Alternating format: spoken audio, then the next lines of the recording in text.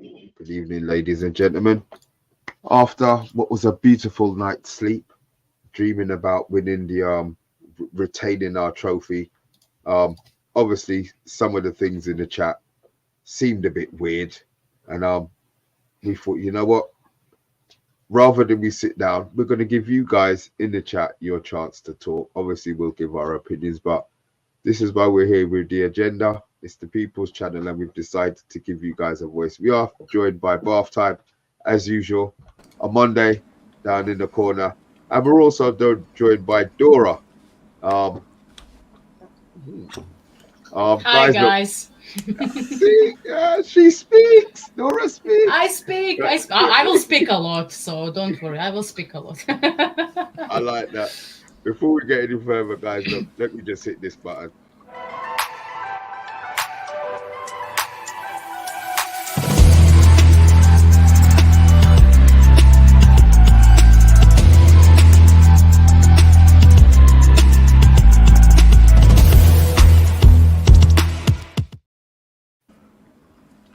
Good evening, guys. How are we after what was our Champions League winning victory? The way that we sat down and we were bubbling on the show last night. Look, we're back down to earth. Maybe we've realised that Crystal Palace didn't really come to do much, but we can only beat what's in front of us. But what was very apparent from yesterday's conversations was people were talking about not changing the team. Certain players they were talking about being left in and left out, but it seemed to fall on the heads of two players. I'm not sure why, but maybe you guys in the chat can enlighten us here as well. And look, maybe you might even change some of our minds one way or the other. Bath Time, how are we, sir? Yeah, I'm all right. I'm slightly annoyed because this is a Dungeons and Dragons story. My dungeon master has got a girl pregnant, and that means that my 2-year-long game of Dungeons and Dragons is going to finish without any resolution. And to be honest, I'm genuinely gutted. I don't know. Yeah, in Dungeons and Dragons, aren't you supposed to make decisions to go one way or the other, and make choices? Is that the right? Yeah, it's a tabletop game where you role play something, so it's not a sexual thing, Mr. B. I know where your mind's going. Like, so I couldn't work out what the hell was going on. You just have adventures. It's like like computer games like Skyrim and stuff like that. No, I know. It's just a. When I was a kid, there was a book of Dungeons and Dragons. We used to read it and make decisions. Do you choose to go down this magic spell? Could take this magic spell, or not take a magic spell, and then you go to the next page to make your decision. Is that how it is? Yeah. So it's basically like that. So in real life, has someone really got pregnant, or is this someone on the game? No, in real life, someone who plays Dungeons and Dragons has had sex, and they're having a baby, and that means that I think our playing time is going down. Right, Mr. B. Oh, so these conversations, they just go straight over. Right, this is what happens, Mr. B. We sit around a table and we pretend to be fucking hobbits and elves and things, doing an adventure. We roll dice, and that's pretty much it. It sounds weird, but it's extremely normal, right? Loads of people do it, and the guy who tells the story has got a girl pregnant, and that means, well, his wife, but that means that we're done because there's going to be a baby, and his priorities are all wrong. Dora, do you play Dungeons and Dragons? No, but I heard about it. Oh, thank you. I heard about it. Yes. I was so glad. I'm so glad you said no. It's really interesting when you have a crew to play it, but it can be a very long time, as you can hear from bedtime. 2 years, that's a lot. You seem to have a lot of knowledge for someone who hasn't played Dungeons and Dragons, Dora. Well, I know a lot about popular culture, but I don't play it. I don't have time for it, to be quite honest with you, and I don't have nerves for it. I can barely watch United games these days, so so yeah. Can I just say, big up to Dora? I mean, there's a few people in the comments already bigging her up. But Dora, can you just give a little background about, why you're a Man United fan and where you're based and your little history with podcasting as well? Because we've seen you on the rounds. Yeah. Well, first of all, my name is Dora. I'm from Croatia. I have been a United fan since around, I think, Champions League win in 2008. Before, I only liked the club because everyone else was, cheering for Arsenal. Thierry Henry was their favorite player, but I always liked the Manchester United club that were their rivals at the time. And around 2006, 2007, I kind of started watching football more. I think Italian league was quite popular back then in our country, Bundesliga as well. It was on TV, but when the national television started broadcasting the Premier League, I started watching the games as well, and I immediately I fell in love with United. And since then, I have been a fan. When I acquired a proper internet, I think I watched in the last 15 years. I think I watched 95% of the games. So I'm a huge fan, but yeah, as most of the fans who these days, I became a bit jaded with the club because I always have high hopes, and they kind of disappoint me. But yeah, I'm a foreign fan, but one day I hope that I will watch a United game at Old Trafford. I would love that, and I'm always cheering for United to. When it comes to Champions League draws or Europa League goals, I don't want to hear about Europa League, but I always want them. I always want them to, get a Croatian club so I can go to the game. So yeah, I'm hoping for that. But yeah, these days you can find me on the She Devils United. I have been there for a couple of years. Great girls, great channel, and women were kind of unprecedented, I guess, in the last few years. But I mean, in the last few years as well, a lot of female fans started getting their YouTube channels, and it's always great to have platforms and guys like you giving me the opportunity for fans to say their opinions on the club they love. And yeah, so yeah, that's me in the nutshell. But so yeah, thank you. Big up to Dora. Thank you. Right, look, let's Dora, before we go, I just want to ask Dora a quick question. Dora, how great would Yugoslavia be if they didn't get split up? I mean, that's Team Dragan Stojkovic and all the nations there combined. They got qualified for Euro 92, but then like basketball and football, wouldn't that region be running the world right now with all the talent you have? I mean, to be fair, I think we would. I think we would. I think they would, because I'm Croatian. I'm not Yugoslavian or whatever. It's been 30 years already.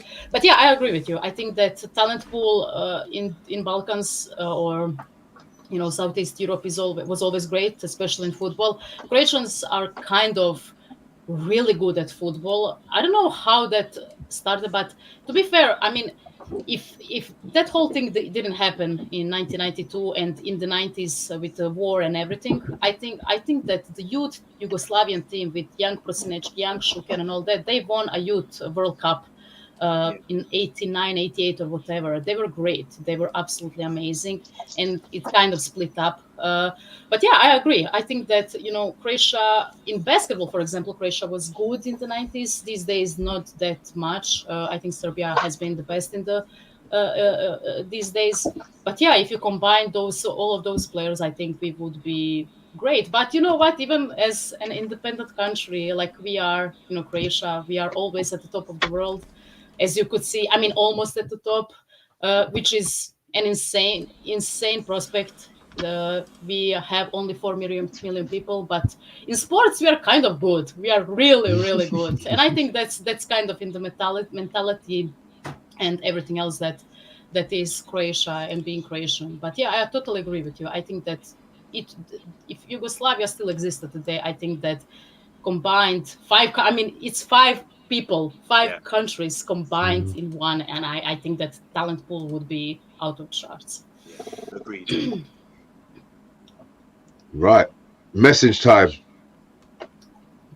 Oh, we're going for these messages. Everyone's in the house today. Everyone's really excited because obviously we built this up. This is like a big hype from the last few days about what we're discussing today. Zoe Media House, who someone's got a lot to say about this, is saying, looking forward to this debate. Should be entertaining, laughing. Hallelujah, says Big T, who's been great in the last few shows. Brush is in the house as well. Smack that like button, folks, he's saying. And he's got his popcorn out. Hope you'll be contributing as well. Anthony Herbert's in the house as well. Big up, lads. You doing your draw after tonight's game? Oh, forgot about that. Zoe Media House saying the Bruno topic is divided amongst fan base. Some love him, some tolerate Bruno. Them that love him can't see flaws, and ones that don't want him out. I want Bruno gone. I don't think it works. So there you go. There's opinion straight in. Big G saying here, I was the title, and I thought I'd give my opinion, especially on the bloody whinging Bruno. He's going to say there. Lots of highs from Jeff, from Zoe, Fedora, and from Vincent Bullock as well. We've got Love You saying, good evening, guys. Today you have a lady being part of us, which is fantastic. Double A's in the house as well, saying good evening. And King Dino's here as well. He owes Bath Time an apology. Let us know what that's for. Maybe because, I apologize to Bath Time almost every week because he's like a prophet out here predicting stuff. Big G saying here, I saw the title of live and I thought I'd definitely give my opinion, especially on the bloody whinging Bruno Fernandes. Christ, this chap boils my piss. All I know about D&D is from Stranger Things, Dungeons and Dragons, that is. Zoe saying here, Bath Time, did you watch the movie that came out not long ago? I thought they ruined the story. I watched a bit of it and I turned it off. It was a load of rubbish, Dungeons and Dragons. I did. It was like a comedy. They're trying to make it funny. Can we move on to football? Bloody hell, Bath Time. That's from Big G. Ting Dina saying you have to ask a lot of people to find someone who plays, and I'm going to swing it all the way down to the bottom. See who's commenting here. Andrew Williams. You know Andrew Williams because he's saying, Queen Dora. Yes, I know him. Hi, Andrew. And Luke Shaw's my captain says Solo's in the house. I had a phone call from him earlier, and as you know, he cut out because he was on the train running around as he does. Quickly, Andrew Williams saying, my feelings on Bruno Rashford, well versed on here. They are the biggest weaknesses and our biggest strengths as well. So there you go. Let's get into this. Okay, look. Obviously, the chat's already started. People have already decided that they weren't even gonna wait for their mind to be changed. But what is it? One, we expect from our captain. He's our captain now. There was obviously, I think I've noticed, there's always been a little issue with Bruno even before he became captain, and now he's captain. I think it's exploded. The Marcus Rashford situation. It's come through the youth ranks at the club. He's now on a lot of money. Last season, I suppose it's been thrown at him that he was playing for his contract. People forgetting, obviously, the sacrifices that football makes. Look, I've had my talk on what I think about Rashford. So I don't understand it. And I just want somebody to maybe make me understand. Maybe we go player by player. We'll start with Rashford first, because he's our homegrown boy. What is it that people expect from Marcus Rashford for him to do differently, and why they feel that after one game that Garnacho's played, that the team shouldn't be changed? Spit it out, guys. I'll go first because no one's contributing here. So you talk about Rashford, right? Here's the thing. Here's two things. Rashford's the boys come through the ranks. We love him because he's one of our own. Right? It's really good to see. His form is not being consistent now. When we really look at it, we want to see more from him. But he's at that age now where he should be in his pomp. He should be shining. He should be consistent. And what he's done in recent years is have a celebration like that. And I assume that means temple. Not understanding that his mental's improved. I was going to rhyme temple mental, but his mentals have improved because I've always been critical of him, saying he's an athlete, he does really well, but maybe he doesn't contribute towards the team. He runs with his head down, always running into traffic or driving into lampposts, as we saw recently. And there's been no real end product until last season, where he banged in 30 goals in all competitions, which we were delighted with. But still, there's question marks about him. This is not a guy who's always in an England squad or a first team starter. You know, he's had issues with his injuries as well. He's had, frustration from when it's outside football as well. But he's done some great stuff with the school children, contributing towards that. But if you were to ask, is he a legend at the club? People say, yeah, he'd get there. People say also that he will probably break the goal scoring record at one point. But it's going to be through plenty of games. He's a forward, but he plays from the left. We tried to play him down the middle, and it doesn't really work. He hasn't developed in that way. My frustration with him comes from development. You want to see someone develop as a player, but I still see Rashford as the same player doing the same things he was doing at 17, 18 years old when he came into the squad. I want to see him develop his game and become a more complete player, because I just think he's sort of stifled. He's reached a plateau, and I don't see any more from him. If he loses his pace, we're going to have big problems, because I don't see how his game developed. Even last couple of games where we played, where everyone gets frustrated once we start losing, people start pointing fingers. Who's the highest paid player? Who's going to be criticised here? Who's a senior player who should be performing better? And we all look to Rashford, and the criticism has to be valid, and I think it is valid with him. We talk about this on the show all the time. I just want to see more output from him, more assists. And there's a quote from Paul Parker I was looking for, but I can't find it. I had it earlier. But Paul Parker, legend. Dora didn't know who he was, but everyone knows. Fake fan. I'm a fake fan. Fake fan.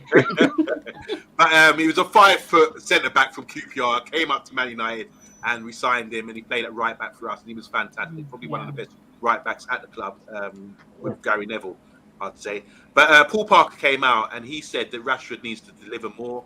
He's disappointed with him. He said he's not performing. He's right scoring goals, but you're not doing it consistently. The output is, you never know what you're going to get from him. He's dribbling is poor. He runs into traffic. Same thing I'm saying, and really went in on him. So I think there's a case to be made for Rashford, and I will put him in the dock and say, Rashford, what's going on here? Because you need to perform better. You're at the age now where you need to be shown more contribution towards the team on the whole. And why it came up yesterday is because Rashford and Bruno didn't play, and suddenly the comments came out like, who needs them? And the question, and I think a true, genuine question mark should be with Rashford about, is he, Paul Parker raised it, should he be paid that much for what he's giving, contributing back to the side? And I think that is a valid question. So that's my point. I will go in on Rashford if asked, but he needs to deliver a bit more. And I just think he needs to be a bit more intelligent with his play. Don't do that unless you're going to be passing the ball, bringing players in, a bit more teamwork, and not just running. Slow it down, mix it up, and become a better player. Yeah, I agree. May I just segue onto my opinion? I agree. I think that most of the players that stayed since Van Gaal, Mourinho era has been having same issues. They are having, what do you say, decent seasons. We overhype them, and they get a new contract, and then all of a sudden they are slumping and they don't perform anymore. At least that one season. And whenever the water comes to their throats, or they need to extend their contract, all of a sudden they are performing. The same goes with Luke Shaw as well. Rashford is in the same boat, Martial as well. So I think that has been an issue for years at this club, and I think that the board and Ed Woodward didn't make it easier with his meddling and giving them huge contracts, too much money in my opinion. But yeah, when it comes to Rashford, I always thought that he was a talented individual. I absolutely agree with Omondi with the way he explained his gameplay. I think he's fast on the ball. He's technical. He's quite talented. He has a good shot on him. However, my biggest issue with him is his sharing the ball or footballing IQ at times, and the way he is behaving sometimes. And I know this is going to this will sound like a bigger conspiracy, but Jadon Sancho is his best friend, that all of a sudden he's been, how do you say, protesting on the pitch, like he doesn't like that his friend is not on the manager's good side. But I mean, it's all a coincidence. It's too many coincidences with this team at times. And I think that's, of course, the locker room issues this season, the way the media is pressuring the club. Of course, we are Manchester United. Of course, people are going to talk about it, get clicks out of the club and their misery and all that. But at some point, if you want to be a winner, if you want to, go with that celebration of saying, "Oh, I'm confident, I am, stable, or what, I'm mentally stable, or whatever," prove it on the pitch. I am, as you heard, guys. I'm Croatian. I am always high on, hard work, and United has been, the foundations of this club was hard work, and those players were always in the end successful at this club. And as much as Rashford has the biggest talent in the world, I mean, we saw so many players with insane talents fade away because they don't put in a shift. And I think that's my issue with him. He's not consistent as well. I think that whenever he signs a contract, he's protesting on the pitch.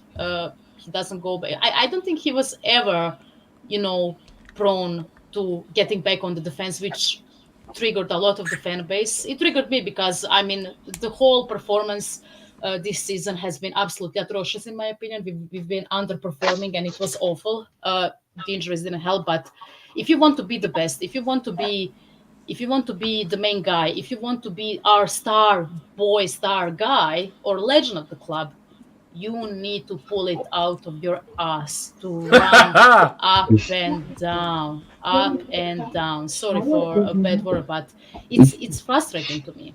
It's frustrating to me. And yeah, I mean, that's my opinion of him. Like, I like him. I think he's a talented individual. I think he can be, one day he can be, the great player, but he needs to sit down, look at himself in the mirror and say, I need to put in a shift more. And, ignore things happening around you. Like, if you're protesting because Sancho is not playing, like, because he's your friend, like, please do it in private, go whatever, talk to him or whatever. But when you're on the pitch, it's the different thing. Privacy is out of the window. The football is the other thing, and you need to play the game. And that's my opinion on him. I'm like 50-50 at this point, because especially this season, I've been so disappointed. I've been caught up with the hype of the transfers and all that. I failed in this. I have fallen in the same hole as every single year. Every time we get half decent players, and then the season starts, and I just get frustrated so much. So, yeah. Well, I'd love to give my piece as well, but I think that, like, since the chat has, like, driven this conversation, we should probably hear from all the lads in chat and see what they're saying, Mr. B. Well, first of all, DM Blogs is saying Dora is already a legend. Loved what you said there, Madden. Thank you. You are a legend on the agenda, strictly, just like that. Lovely speech, by the way. King Dino saying here, Bruno is central to everything good at United. There's never been any problems with Bruno, but some idiots think they can criticise one of the most productive players in the world. Might come on to that soon. Vizzo Media House saying, the way Bruno rants at his teammates in a game, I swear it makes my stomach cringe. I don't like it. If I played with a winch pot, I'd slap them. Big up to Double A in the house as well. He's saying, first he needs to drive down the right lane. Still talking about Rashford. It's a joke about driving, I think. Jeff saying here, if he would press and work his socks off, I would have no problem with him. Just with him. Just seems he has down-tooled since he got paid. Interesting that.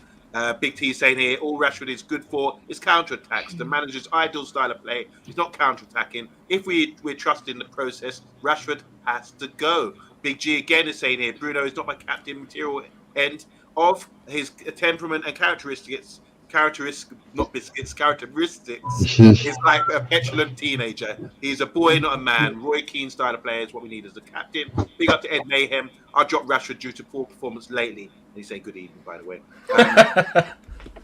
Box is saying here, Martial has good football IQ and technique. Just his injuries is letting him down, isn't it? Andrew Williams saying Rashford's performances in our finals and semis has been an absolute joke, so he's not really clutch. Big up to Solo as well, man. Solo's in the house. He's saying, so with that, has Ten Hag improved Rashford? So he's putting it on the manager.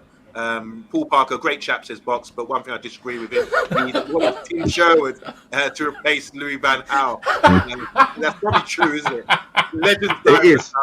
He's an idiot. I'm going to have my opinion changed on Parker by the end of the show. I can see it happening.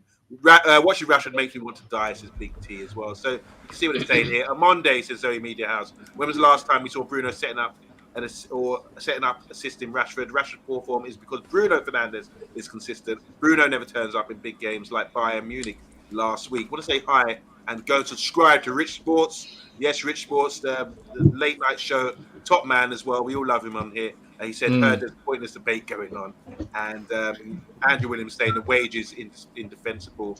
Big up to Bailey as well. He's saying here, to play in Ten Hag's system, you need to put your head up and try to be creative with the ball. Nacho looks for the alternative pass. Rashford doesn't. It's as simple as that. That was your own name, OMONDI, that you were unable to read there. And just quickly, Andrew Williams saying, Dora's a big fan of Modric. DN, not sure that's her answer, though. I saw Dora's names. I thought just drop it. Do you know who Modric's cousin is? Mark Viduka. You're joking. No. Really? Yeah. I didn't know that.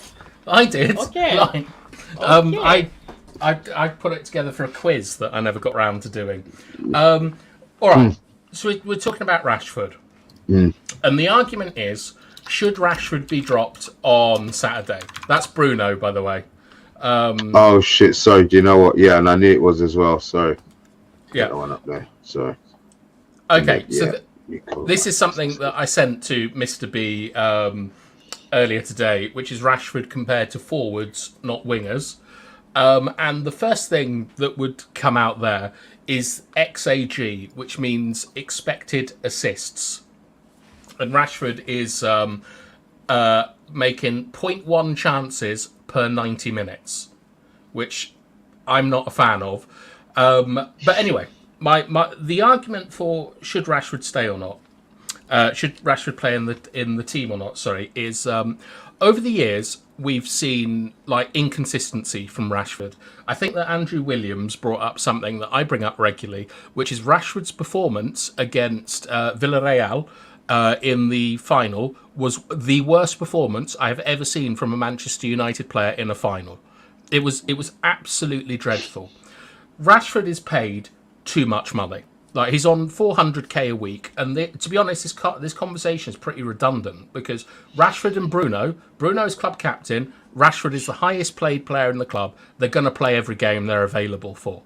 Like, he's not going to be dropped at the weekend. But if we're looking at reasons why he should be dropped, it's unfair to compare what Rashford has done this season with what happened against Crystal Palace, not just because of the weak opposition, who were playing a really poor mid-block, but also because Garnacho's role was extremely different to what Rashford has been asked to play this season. Like, Rashford has always had width provided to him by Shaw, Reguilon, Ashley Young, possibly, and Rashford has always played inside. Garnacho played outside. Like, he was the width against who was it? Crystal Palace. Yeah, I personally am not a massive fan of Rashford. I don't like his lack of commitment. I don't like his lack of work rate. I don't like the fact he overcomplicates simple situations and he's always looking for the glory and stuff like that. But I would play him this weekend against Crystal Palace because I think it's a new system.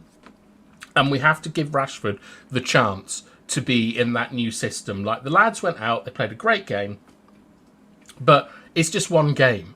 Like everyone's treating it as if it was like the 1970 World Cup final with like Pele and things like that. It was great to see, but I'm a long-term Rashford hater, which I don't hate Rashford at all, but I think that one thing that people might sort of be like skimming over is that we've seen Rashford like not tracking back for years.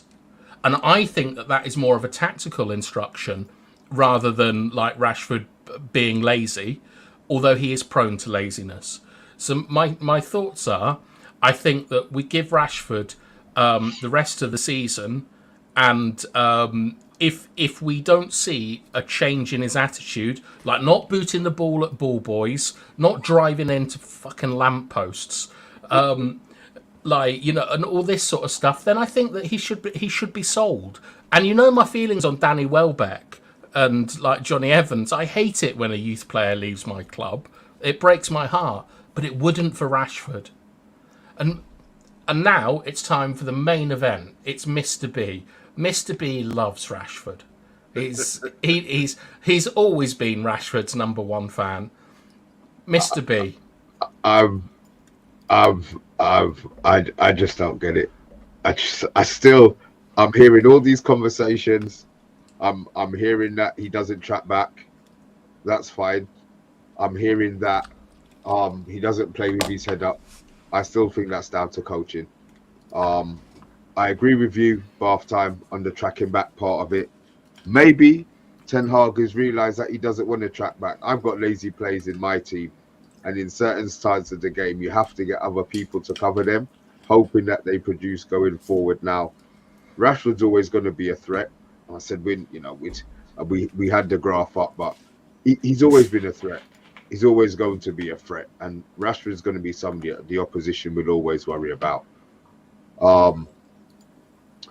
I think he probably feels that he probably has to do too much in a team of shit that was there, that's been there for the last few years. And yeah, he probably is the big boy in the changing room. Now, he didn't ask to be paid 350 grand. I'm not sure the club offered it.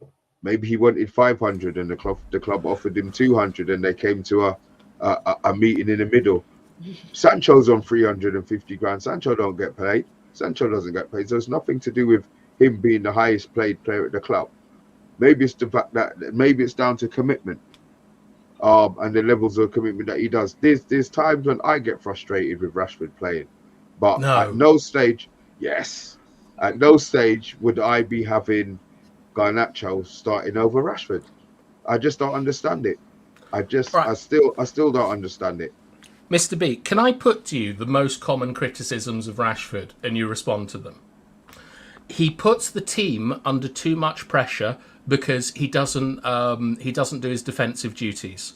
That's not necessarily not tracking back. It's that he's very naive in how he defends against players in front and behind him. Well, I would say that the tracking back part of it, yeah, I agree with. The pressing part of it, I think, is something that he needs to be taught, because even the angles that he runs runs in at, there's no. You see, if I want to be pressing, I'm going to be cutting off an angle where you don't want the player to pass, so you want to send him somewhere else. I think Rashford is very blind in regards that he just runs everything is at 150 miles an hour. I say to Omondi, he needs to slow down.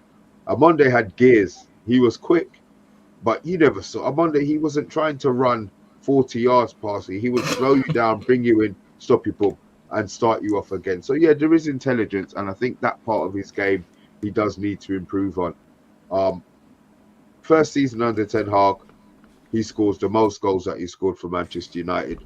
I think Ten Hag has a big part to play in his progression moving forward. Jose Mourinho, for what anybody says, he was a tactical coach. He wasn't a player coach. I don't think he wanted to improve players. That's why he buys ready-made. That's why he always bought ready-made. He doesn't want to coach and nurture players. But Van Gaal, I think would have done. I think he would have been maybe a slightly more intelligent player under Ten Hag. And good grief, Ollie just used to send him out there to kick and run. So I don't think he's learned anything from his coaches or from the coaches that we've had at the club. So I would like to see better coaching. Yeah, I do. I would like to see better coaching in Rashford. Yeah, I think that's a really good point. Yeah, could improve his intelligence. So I think he's had a few years where he hasn't been coached, right? And I said, first year under Ten Hag, those are the numbers that he puts in now.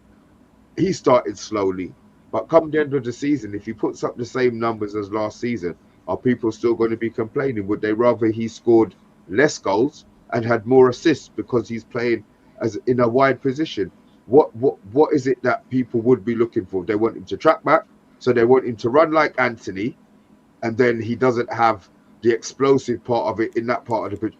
Anthony tracks back the whole game, and I still hear people moaning about Anthony, because he's left-footed. So I still believe that there's no player out there who's perfect, bar R9.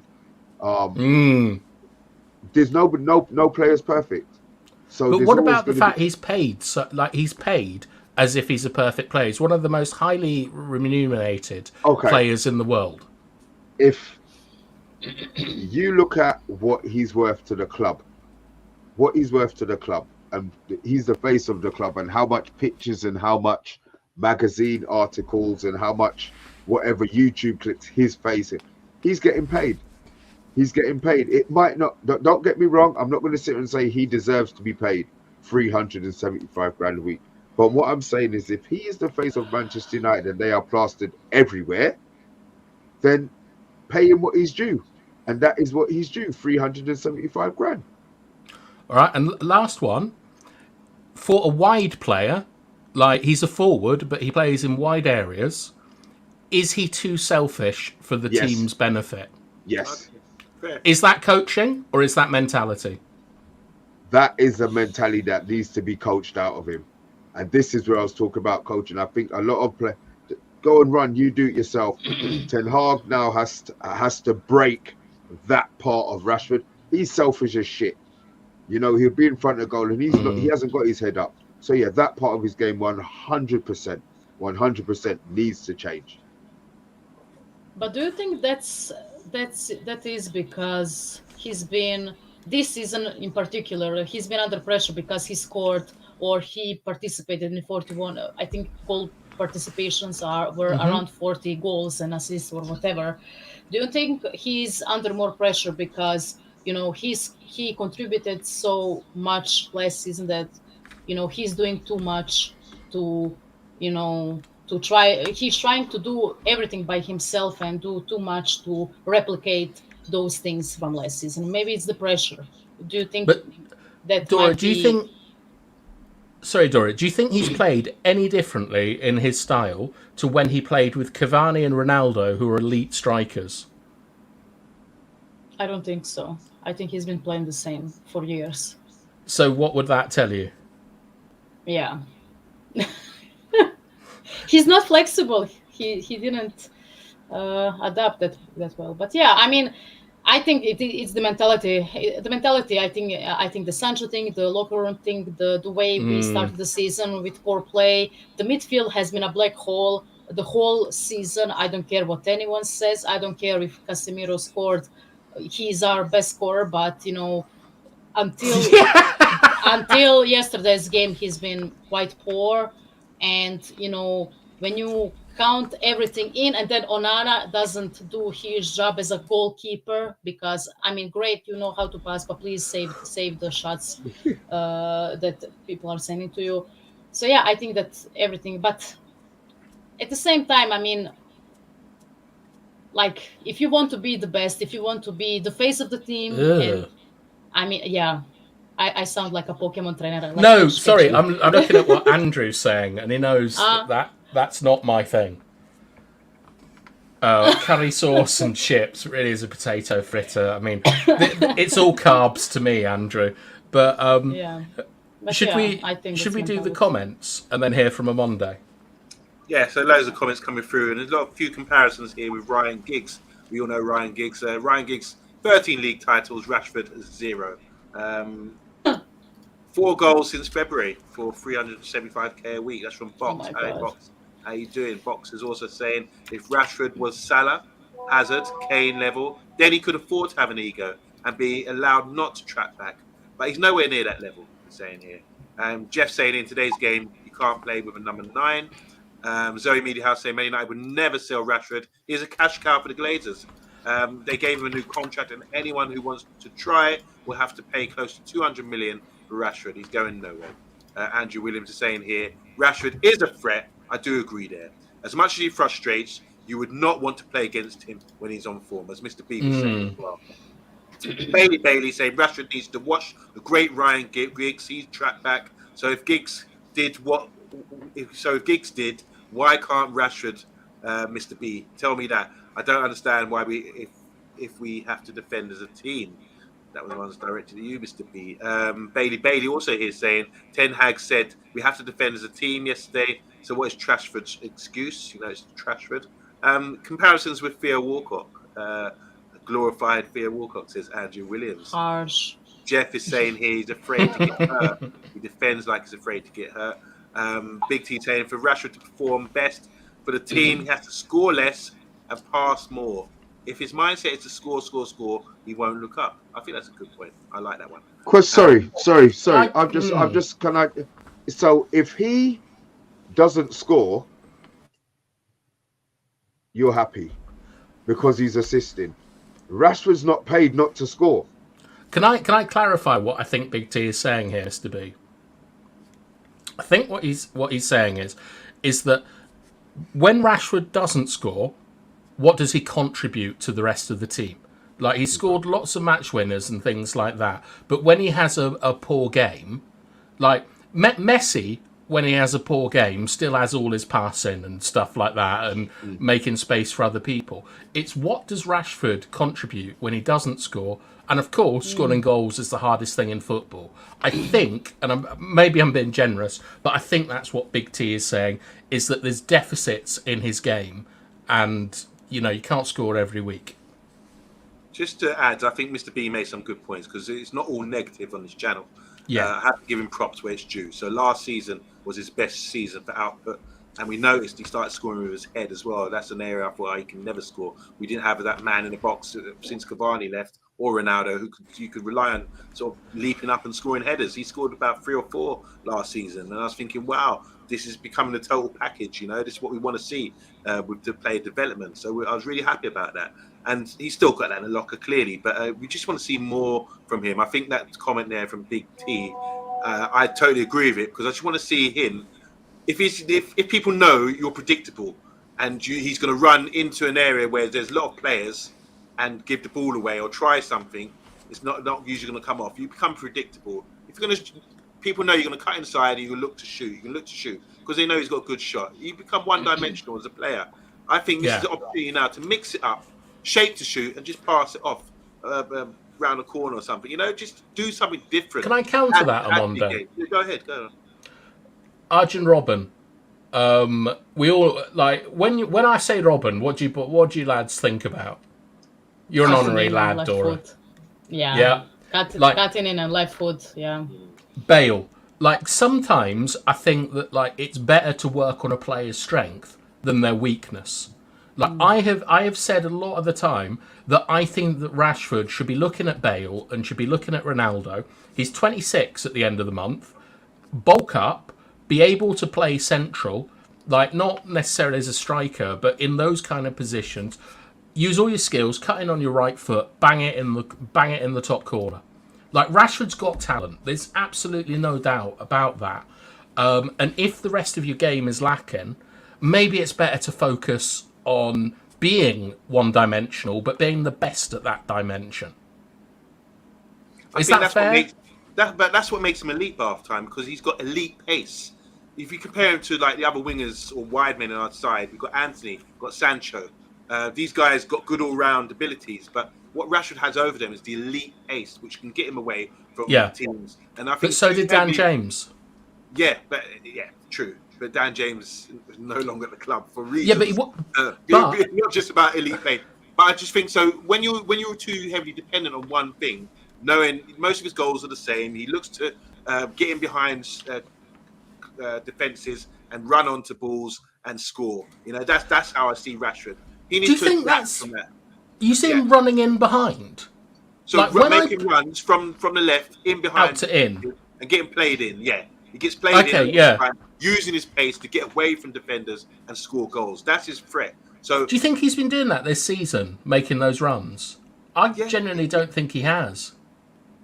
Well, I think he has. I think he's got when you got that in the locker. That's always the threat you're going to be. So what I want to see is just a more all-round game where he can contribute more.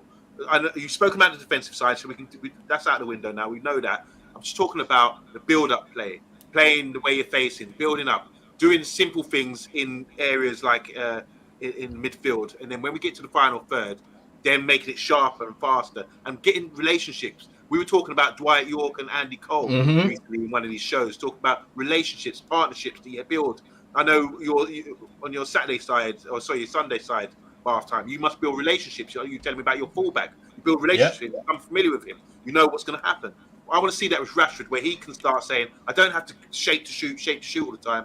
I've got a player here in and around me who I can pop it off and we can make things happen. And then you can do little nice celebrations like Lee Sharp and Paul Ince. Yeah. Well, it's only Martial, isn't it? That he has that with. True. That's true. So that's the point for me with Rashford. That's to summarise. I'm done with it. I've said my piece. A lot of people saying stuff in the comments as well, but I think Rashford needs to improve. And I think it's important he does. He's taken a step forward last season, but it seems like the question mark's still there again. We need to better performances, clutch performances, more assists as well. Maybe now that will come with a good striker who can finish their dinner in the box as well. So make use of that. Everything's been served up for him, like a nice platter for him to deal with. So make sure you make use of it. And we'll judge him. Maybe we'll have this show again in a few months' time and see where he's at. But for me, he needs to improve and step it up real fast because the pressure's getting on. My mind's not for changing, so I said we post. I'm the host. Oh, DN Blog. Sorry, let me. We usually have dollars, but today it's £1. We've got £1.99 from DN Vlog. He's come to announce that Chelsea have finally won a game. It's the Carabao Cup, hasn't it? Isn't it, tonight? I don't know about the other results. I was watching Man City dominate Newcastle earlier, and I heard someone say Brentford in the comments as well. But we'll see. We'll see. Well, look, we've done the Rashford part of it. We've let you guys obviously have your talk in the chat. There was so much comments. I think it was actually too much to talk about, but we actually do have somebody else that we wanted to talk about as well. That seems to boil everybody's piss, and this is Bruno. Another player who I'm not dropping. I said maybe that's just my bias. I think he's stunning as a player. I think from the day he arrived till now, he's had no drop off in his levels. He's had drop offs in the partners who he's trying to assist. Maybe his numbers would have been better. The fact that he's captain and the fact that him being captain pisses off rival fans. I love it to death. What I don't understand is why our fans seem to be getting on his back because he wastes the football.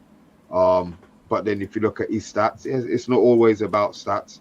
Some people will look at his game and say, he doesn't work hard. Oh, he flails his arm around, or he's not like Roy Keane. That's the one I'm hearing. He's not like Roy Keane. So explain to me. This is what is here.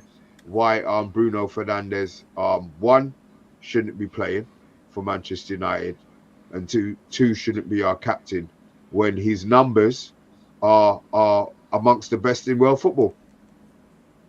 All right, I'll tell you what. Right, I'm not for dropping Bruno, but I'm going to be the voice of the comments here, and I'm going to give you I'm going to give all of you a couple of points, and you come back to me on them. Right, point number one, Dora, you were talking about how Jadon Sancho, like Rashford, was a bad influence on Sancho, or wasn't stepping up to him, or whatever.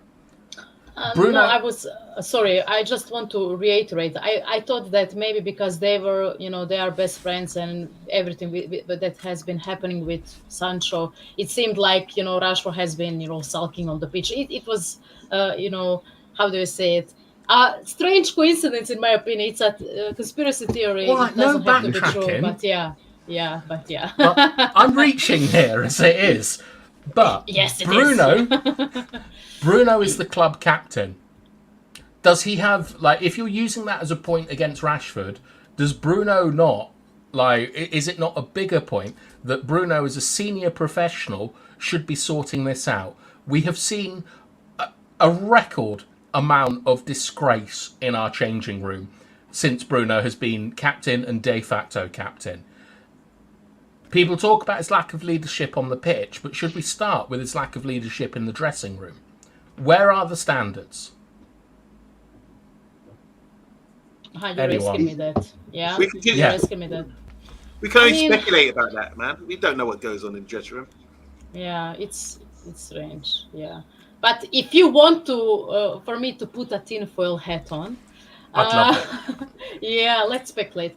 I mean, I think that I think these past few years has been really tough for United, especially with the sale, with the Glazers, with the board changes, with Greenwood situation, with locker room leaks. I mean, even today, I've been seeing, or in past few days, I've been seeing leaks from this locker room, and that has been an issue since forever. But it kind of got worse since that last season of Ole Gunnar Solskjaer being on the bench, right? You're seeing leaks about Maguire, leaks about Shaw, leaks. It's been a really tough how do you say it, times for United, especially when it comes to players or locker rooms. Even before, I think during Mourinho era, I think Pogba, Martial, and all those guys. I mean, it was kind of indicative that they were the vocal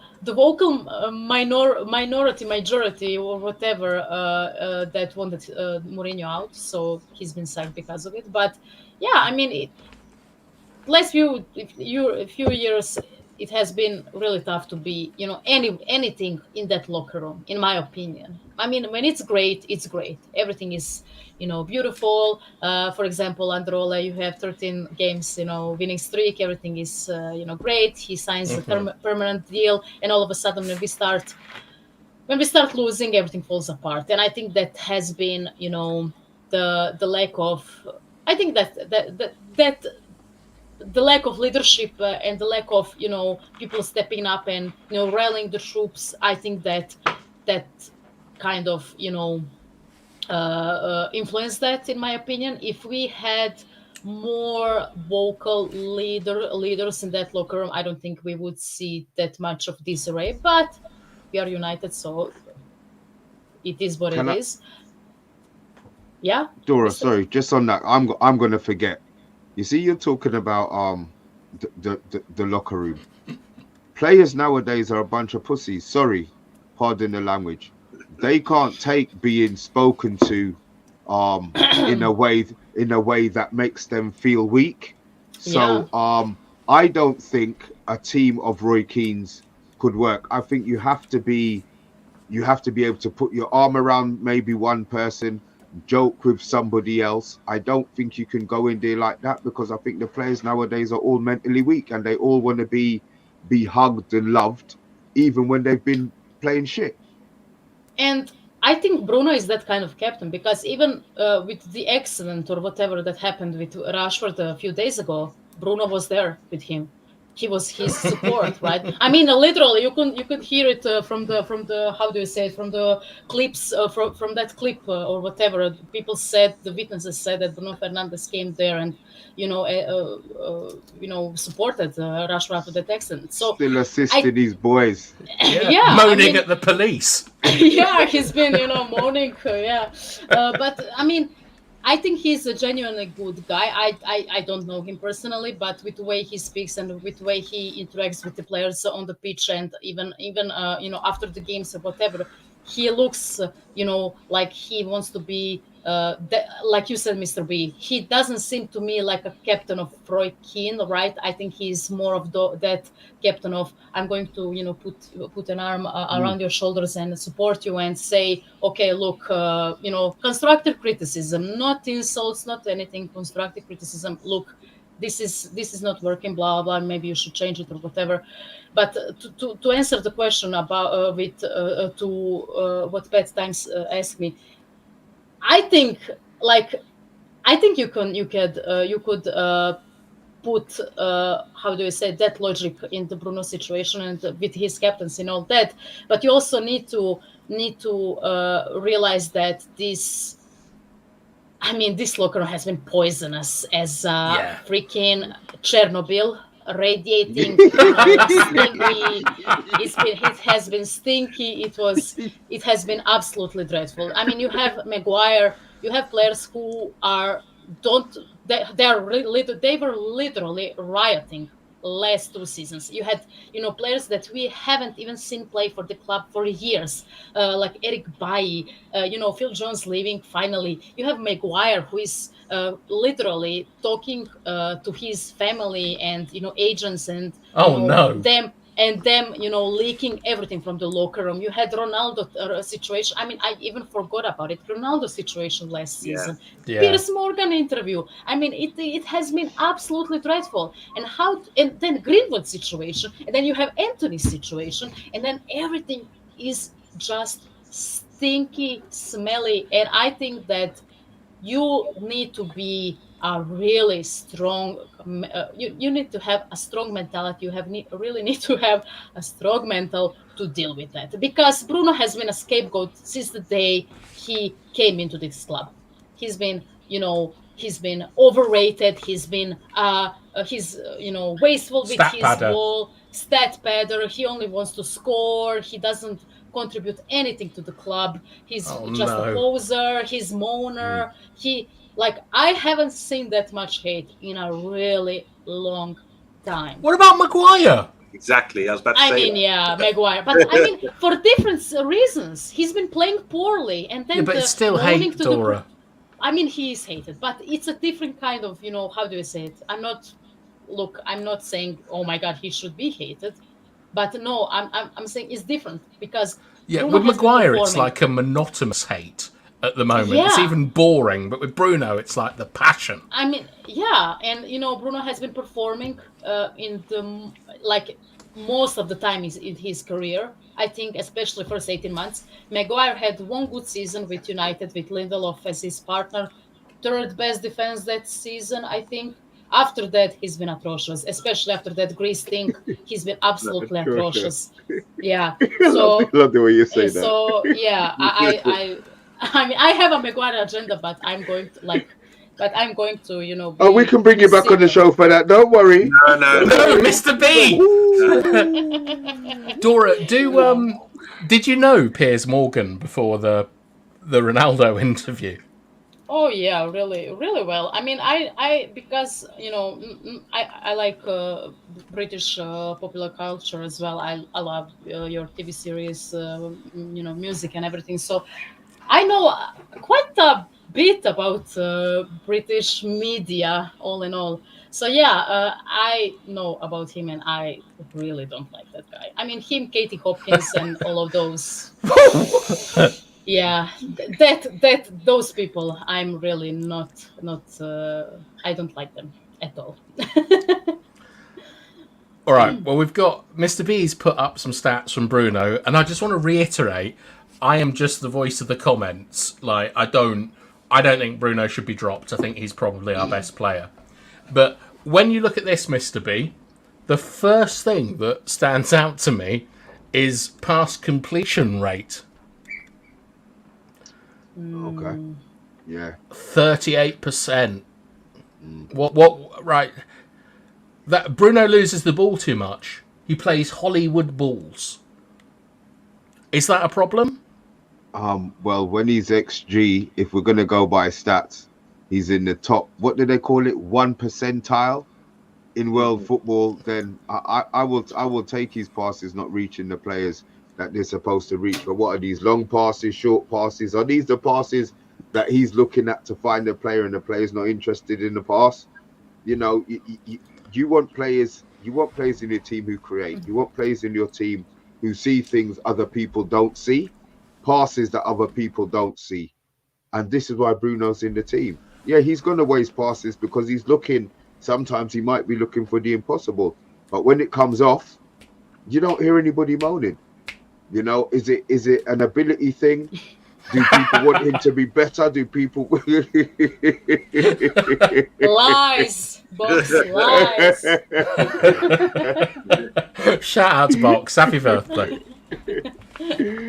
Yeah. Oh, So God. there's I just think there's other I think OC's, but then what are you looking at the rest of the progressive passes, the passes that he plays forward? Are we forgetting this part of his game as well? Is it because I know Box you went straight onto pass completion, but if you look at all the other stats on there, if we are gonna go by stats, you know, it's not a problem for me, you know. But again, it's a problem for, is it the whole attitude thing, throwing the arms in the air? Because it seems to be not one specific problem with Bruno. It just seems to be that he throws his arms in the air, he wastes too much passes. But when he does do the creation, and the goal the other day that he scored, ooh, that's a wonder strike. Are people forgetting the stuff that he does at the end of it when they finally find him? Now Bruno's playing. Now Bruno is now playing with a captain's freedom. He now knows that he's got players behind him. He doesn't have fucking Fred behind him no more. Yo, Fred, listen, I don't give a shit. Fred is fair gone, enough. and McTominay's gonna be gone again. These players had to be carrying because they knew they were shit. We're not professional footballers, but I could see that you have to be carrying certain players. So the levels now stepped up. So when he does make that pass, there's going to be Højlund on the end of it, a forward who wants to get forward and score goals, not Martial who's scared to get injured. You understand? So I think now we're going to see the truth. Yes, I'm glad he flails his arms up because it takes all the pressure off the rest of those pussies on the pitch who don't want to say nothing, who are meek as mouses. Yeah, he's the only one who stands up for anybody else on the pitch. Who else doesn't he talk it? But I must admit, bar Fred, and that's the one thing that Fred did. He never backed down out of a fight. He was like a little pit bull. But the rest of them, they're all walking away like a bunch of pussy holes. So no, I'm having him as my captain, taking all the pressure and all the bouncing and everything for the other players. And the fact that he wastes, his pass completion isn't fantastic when everything else is top 5% in world football, then yeah, that's something that I'm willing to sacrifice. You know what? It's good that we talk about these things because we can't be always positive about someone. Yeah, we look at this stat at 38%, and you can sort of break it down and say, "Oh, this is terrible for a midfielder." I saw that comment in the comments there about that's not good enough for a midfielder. We need better than that sort of thing. But I do think we coach players. We want to see players try things and try. If you're trying to do the right thing, I don't mind. He's in that position. Takes that responsibility. He doesn't mind about data and stats like this. He takes that responsibility to try and create things. If he sees something on, how many times does it come off? By half time, we've sort of dribbled and drooled over some of the through balls he's put on display in big games, especially against Arsenal recently as well. Outside his foot, nice. You know, he's got that in his locker. So I think we have to allow him to dare to be great. And I know people call it Hollywood or Bollywood in the comments, but I can forgive him for that. And I don't think he cares because I think the manager will instruct him, say, look, you got that in your locker, do the right thing. If you see it on, try that because sometimes it does come off. And I think we need to sort of encourage that sort of thing. Data, and if we get too nerdy, we get into data and stats. But when you really analyze it, you've got to say to yourself, well, what position does he play? If he was playing defensive midfielder and his position passing was that bad, where it's a lot slower in those sort of positions, then you can say, man, this guy's giving the ball away in terrible positions. But I think he gets the ball, gets his head up, and if he sees something on in the attacking final third, he's going to try a little thing. And that's what we're seeing there with that data there with 38%. Apart from that, I think it's top stats for a player like that. And I think when you see fellow pros as well, like Kevin De Bruyne and other top pros all around the world raving about him, then I think that tells you a lot of the story as well. He's a top player. I saw him for Portugal the other day when they beat Luxembourg, I think. And don't forget about the opposition, but it just shows you that he can play and he's in a good team there and he plays really well. He got a few assists, 4 or 5 assists or something like that. And it was running the show. I think we need to sort of help him out to get the best out of him rather than criticize him. It just seems like you've got a lot of weight on your shoulders when you're captain. They're there to be criticised, and rightly so. We want to be winning things. We're Man United, and I know people always say as fans, we're Man United, we expect to be winning things, but it's a long way to go before we get there. And I think Bruno, at the moment, is the right choice of captain. He's, like you say, he's not like the old style Brian Robson or Keane sort of thing. He's going to string you up in the changing room or get into foul people or that kind of thing. But in other ways, he can be effective. And I think what he does really, really well for a man so talented is he works his arse off. I think when I don't think he was driving Rashford the other day. I think he was one of his night runs. Got the call. I'll be there in 5 minutes, and he was like 4K away or something like that. So, the thing is, you have to respect people that do. Look, we respect you, Bath Time. You do a lot of runs, and I like. OMONDI, please. You always bring this up. This is the attitude. This is about attitude. How many other players are doing that? They're probably eating kebabs on a Friday night and turning up at football and not being in shape. You got shout out Matthew Bassett. There you go. That was directed. That was it, by the way. And so I do think this is the reason you have to fear marathon runners because they run the streets. Ta-da! Yeah. Monday, right? Okay. It's a joke. I'm going to give you two more things, right? The first thing is, this is a pro Bruno stat, which is that I went and looked. I am actually a speak and spell machine. Thank you for noticing. It's Dungeons and Dragons, isn't it? Well, it's because I'm taking notes. Like, I'm sorry, stop keyboard shaming me, Big G. Gavin Ward.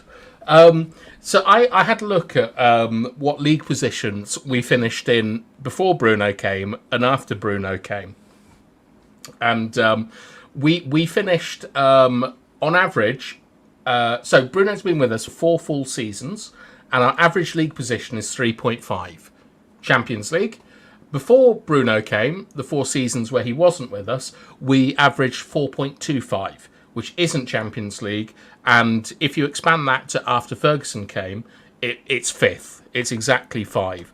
So Bruno has turned us from a Europa League team into a Champions League team on average, which I think is a good point. But the second thing, which I think is a bit more important, is Bruno is playing out of position and has been for quite a long time because we're having Eriksen play left central midfield and Bruno's playing right central midfield.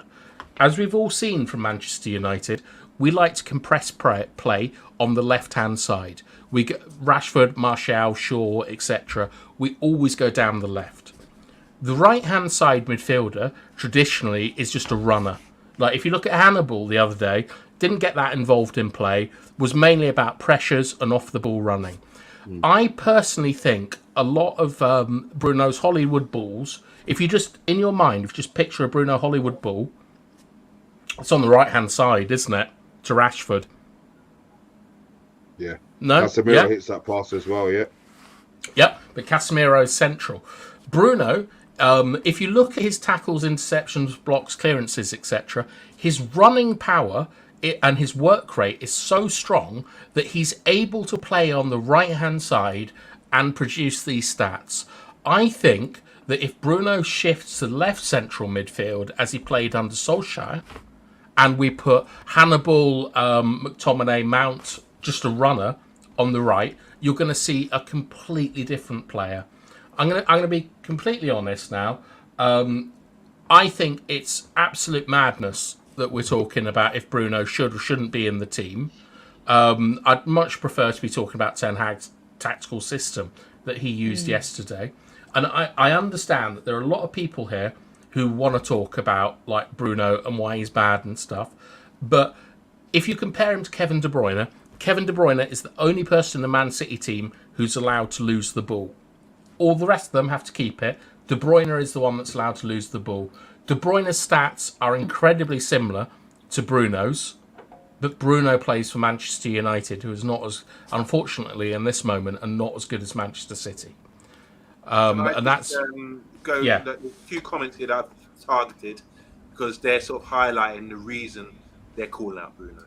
Very quickly, Big T saying here, tell me this stat for all the Hollywoods on show. Where does it get us? how many of his passes result in the ball ending up in the back of the net. So that's the one issue. Andrew Williams saying there are different types of good captain. Keane, obviously great. I also think Vincent Kompany was a fantastic captain, different styles. Sorry, I shouldn't have read that. That's completely different. Zoe Meaderhouse is saying Paul Pogba was miles better than Bruno Fernandes. With Pogba, fans didn't like his character. Dora, cut in. Dora, drop that. Completely disagree.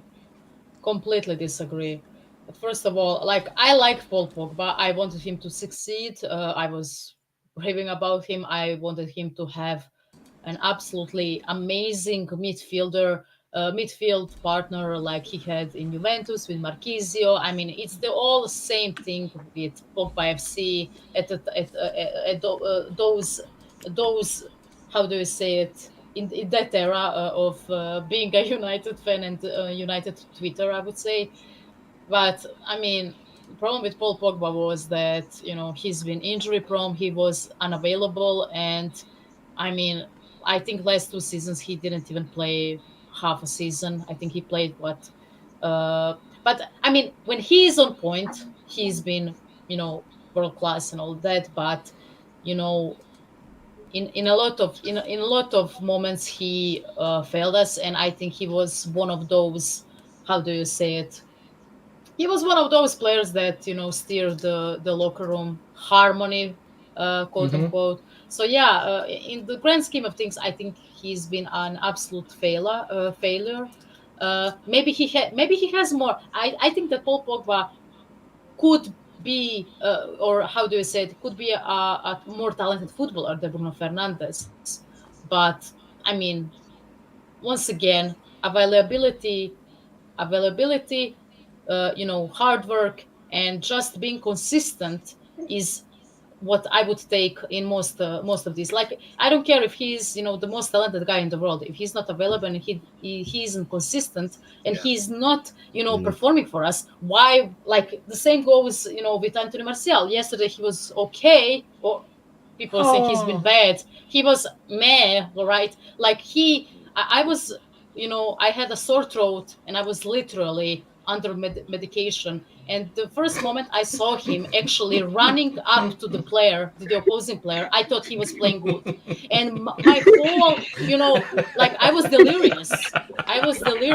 So, like all of a sudden I forgot that he's been absolutely piss poor in the last 2 seasons. So yeah, I mean, we need to be more, how do you say it, realistic. And I wanted Pogba to succeed, but saying that he's been better than Bruno Fernandes is, I just think that's a pure agenda speaking. No offense, but that's just, I don't agree with that. You made some good played out of position as well.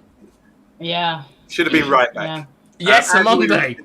Andrew Williams staying here regarding Bruno. He said numbers should be good, but he shoots from anywhere. He tries outrageous things. His passing is so inconsistent.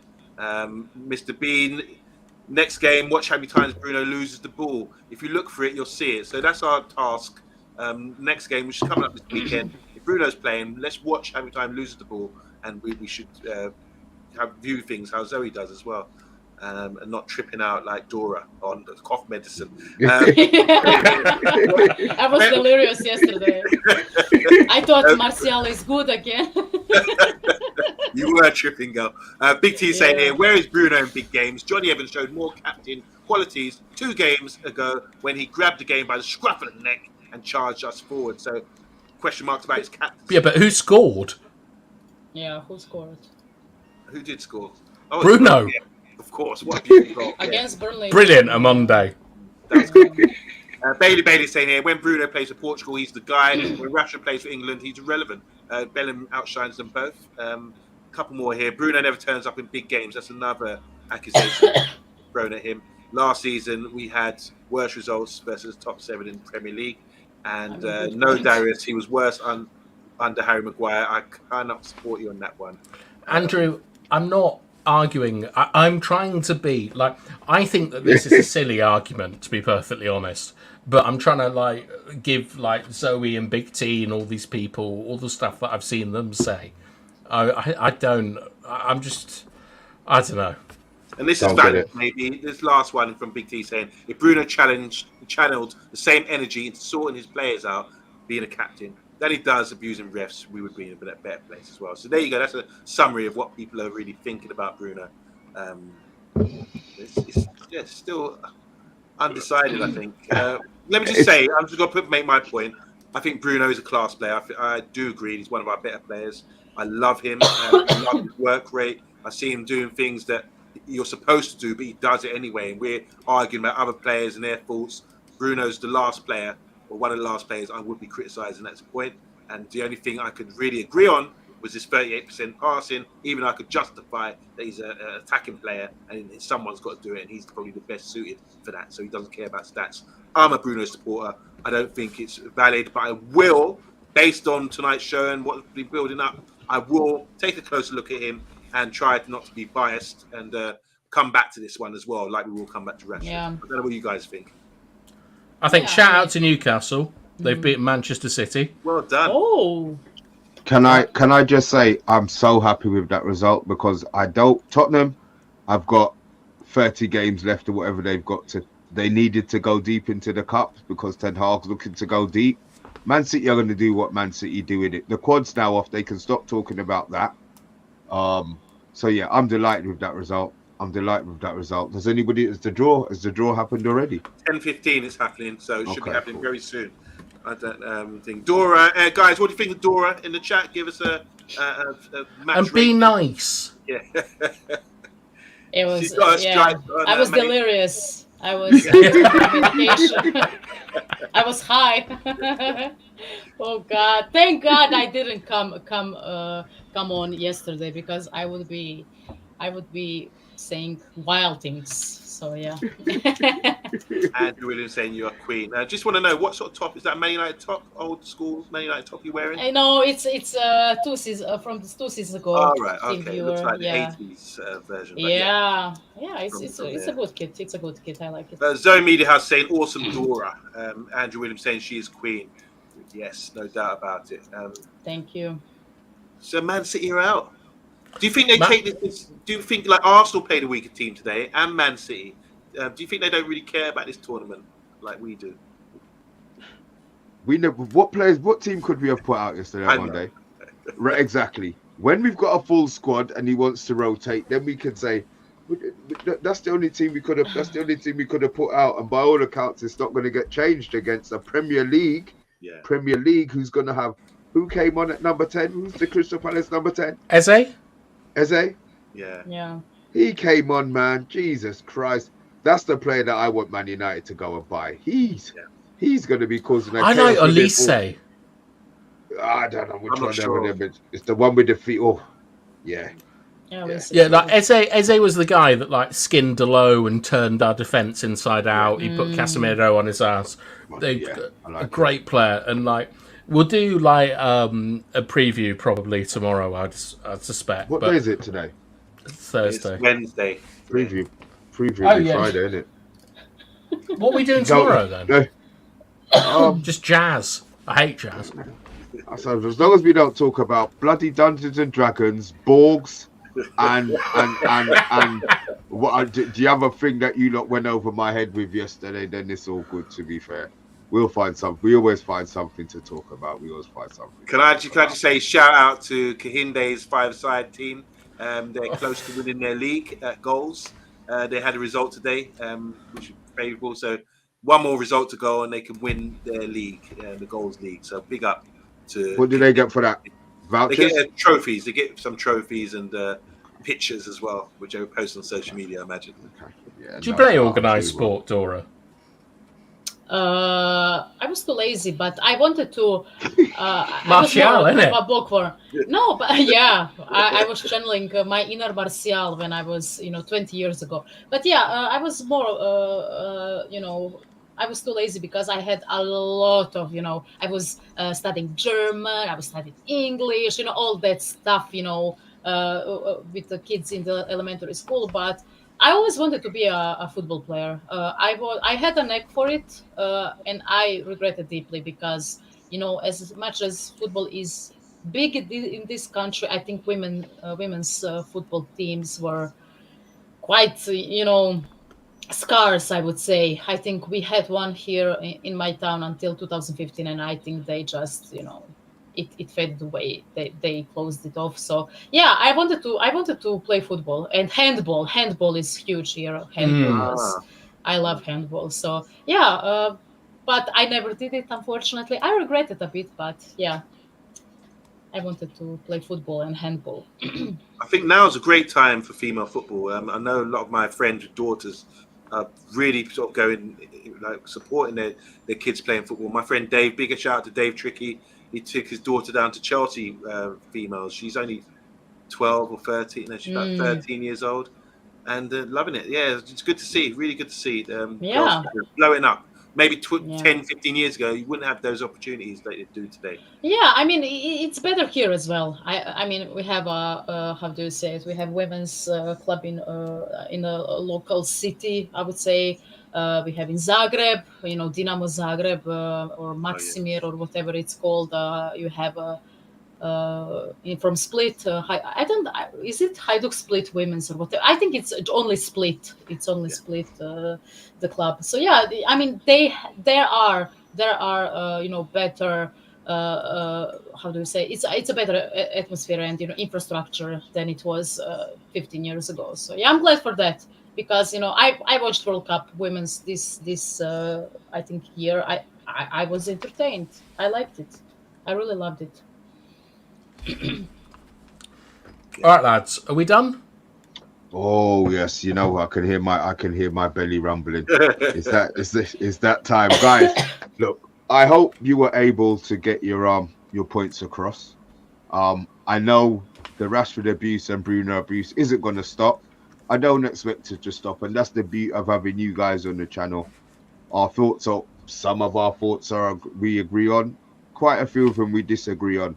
We never shut down anybody's chat, especially as long as they're not rude and they're not being abusive. Your points are what you make them. So, if you do disagree, try and explain your point. Don't take it personal. This is what we're here for.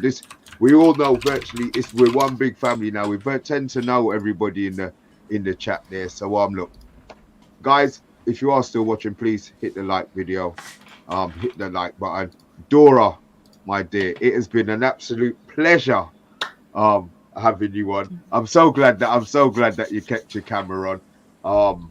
I'm so glad you kept your camera on. It's much better than looking at bath times. Happy that he's got. I'm a very pretty girl. Yeah, we heard bath times. I've got a collar on and everything. On Monday, yeah. I see your dog got bored after a little while there, snoozing in the background. But guys, look, as always, thanks for watching. We will be back tomorrow at 9 o'clock. Look, we probably will choose a few more shows like this, a few more shows that might get your juices flowing a bit and might get you a little bit prickly and a little bit mad. But you know what? That's what we're here for. We will be back tomorrow to talk all things Man United. Hopefully we'll have some good news and nothing too shitty about Sancho.